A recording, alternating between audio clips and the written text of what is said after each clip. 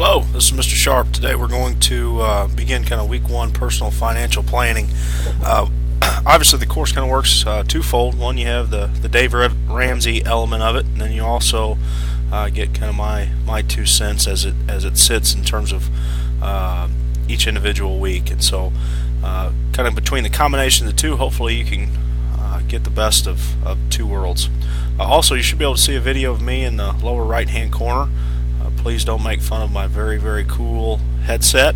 Kind of looks like I'm trying to land a aircraft, but at least then you can kind of get a visual of me as well. Either way, this is week one, personal financial planning. The overall goal of the course is for you to kind of understand or begin to understand the planning process for you financially. As you can see the definition on your screen, it says arranging to spend, save, and invest money to live comfortably. Now that live comfortably piece is kind of interesting, because what I consider to live comfortably is something that you may consider completely different. And one of your goals of this class needs to be taking the personal piece of finance. And so whatever you consider, whatever that visual is that you have in terms of living comfortably, maybe it's a nice house, 2.5 kids with a picket fence. Maybe it's I just am perfectly okay. I just need a box or a vehicle of some sort, and I'm happy. I can just live in that. Some of you may want to live in an RV or a mobile home or whatever the case is. Whatever it is, meaning you live comfortably. Now, the next piece where it says having financial security, you have to take that personal aspect of that as well, in terms of, all right, well, does that mean living paycheck to paycheck? Does that allow you to sleep at night? Or is it taking the next step where, I've got $5,000, I've got an emergency saved, and my 401k is maxed out? Or is it, kind of the combination of the two? And finally, to achieve your goals. In personal financial planning, what you've got to understand and realize is it's all a goal-oriented process, which is nice because in the world of finance, it's very measurable. So if your goal is to be a millionaire in 5 years, well, the time frame is measurable, and as well as the $1 million. And if you're below it, you didn't achieve it. If you have it and or above it, you did it. So next is the time frame. I will say that you will see a reference to this on your week one quiz. It ends up with short-term, intermediate, and long-term goals. Short-term is going to be a year or less. Intermediate is going to be 2 to 5. Long-term is more than 5 to achieve. I will say too that you'll see a reference on your midterm as well as your final exam in terms of where those fit. Also, something that you need to think about would be take out a piece of paper. Hopefully you're taking some notes as we go along with this. Is going to be make 2 goals. For instance, you're going to have a discussion board pop up probably on Monday in relation to this. Is think about 2 goals in the short term. And if I could give you one, would be if you don't already have a checking or a savings account, that would be one of my goals for you in the next year to get a savings or a checking account. And then think of one for yourself as well. Intermediate as well, try to think about 2 goals that you would like to achieve in the next 2 to 5 years. A lot of you guys are going to begin the college planning process, or really kind of begin to think about what life on the outside of high school is going to look like.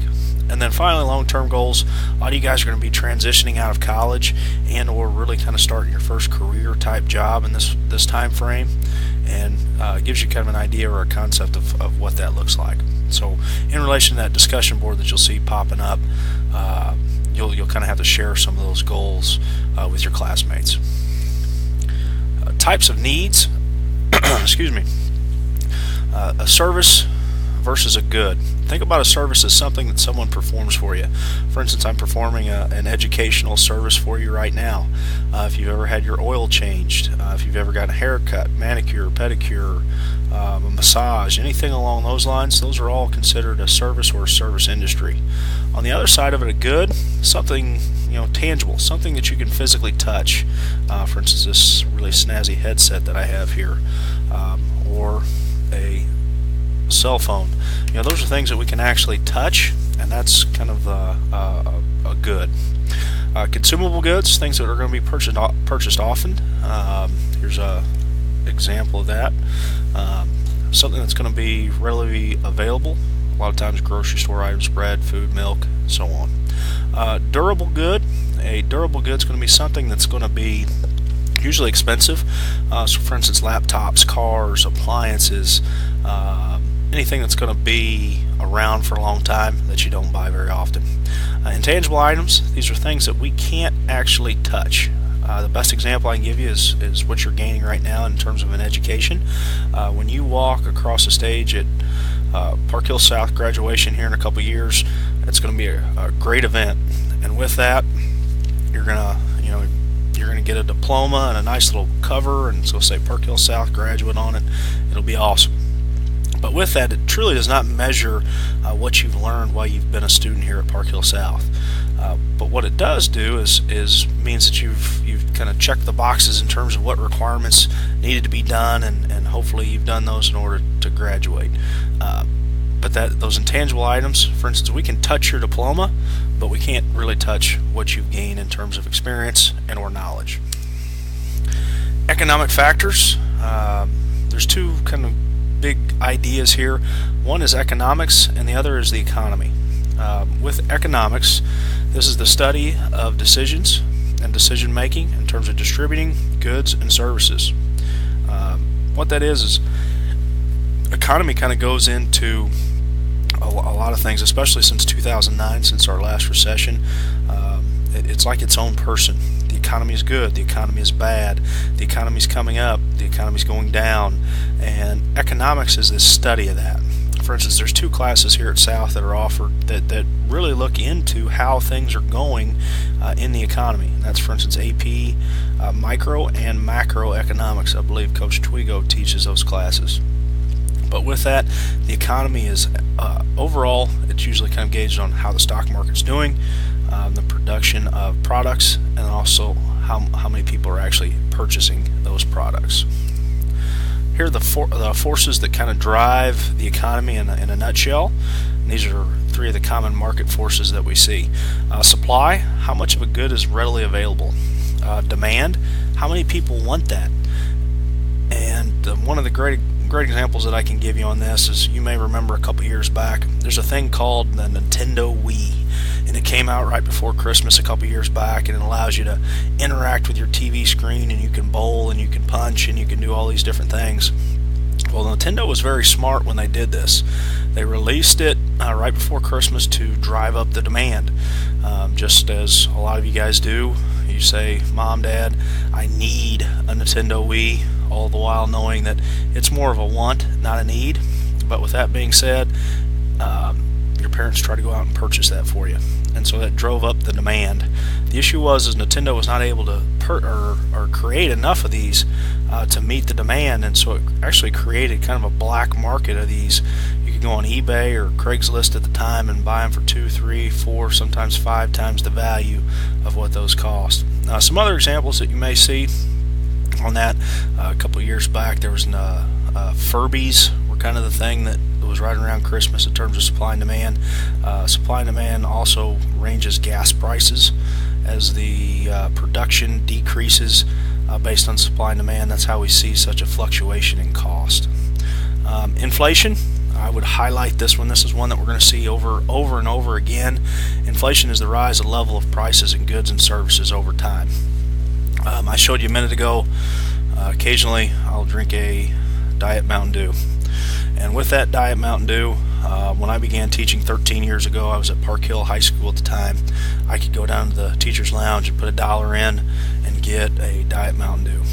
Well, and then, probably 6 or 7 years later, then the price went up to $1.25. Well, what you have to understand is the bottle has not really changed. The soda itself, it's still the same. There's not anything. There's no difference. The vending machine is still the same. So why does it cost more now?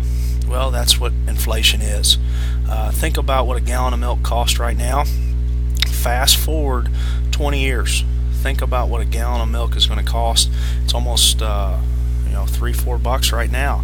And so if we fast forward 20 years, It could vary. I don't have the answer, but it could be $5, $6, $7 a gallon. And same thing with petroleum if we still have a high demand on that.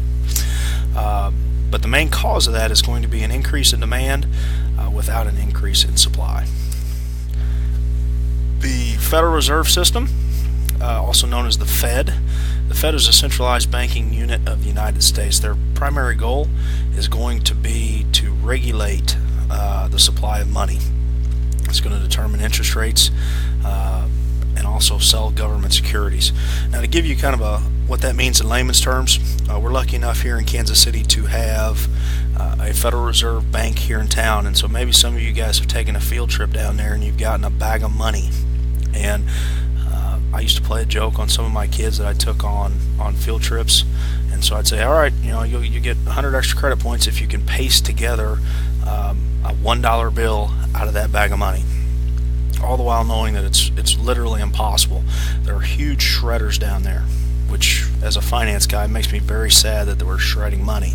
But what we have to do is regulate how much is in supply. And so if you look at our national debt, which is trillions upon trillions of dollars, a lot of people will say, well, why don't you just print more money? It'll take care of the debt. The issue is the currency value then decreases. Also, money kind of gets ragged, torn, things like that. And so we try to keep the circulation the best that we possibly can.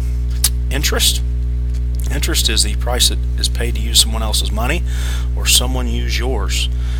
And as we see over time, there's both positive interest and negative interest, and we want to be on the positive interest side. It can be a very powerful tool. We'll talk a little bit about compound interest next week and how that is kind of a mathematical phenomenon that can really truly make you a lot of money. But bad interest is just that. It's not a lot of fun. You pay for more than what the product's actually worth, and that sucks. Opportunity cost.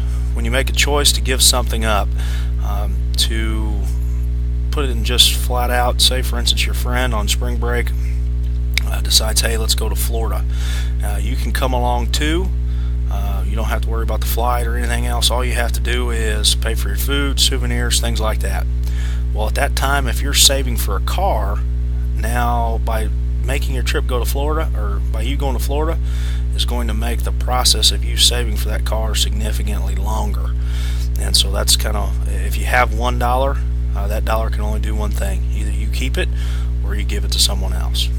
The time value of money.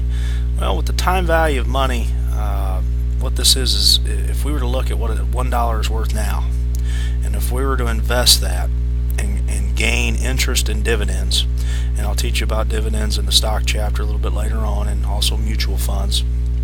But what we'll see is over time it grows significantly, and we want to be able to track what our money is worth now if we invested it and what that's going to be at the end game.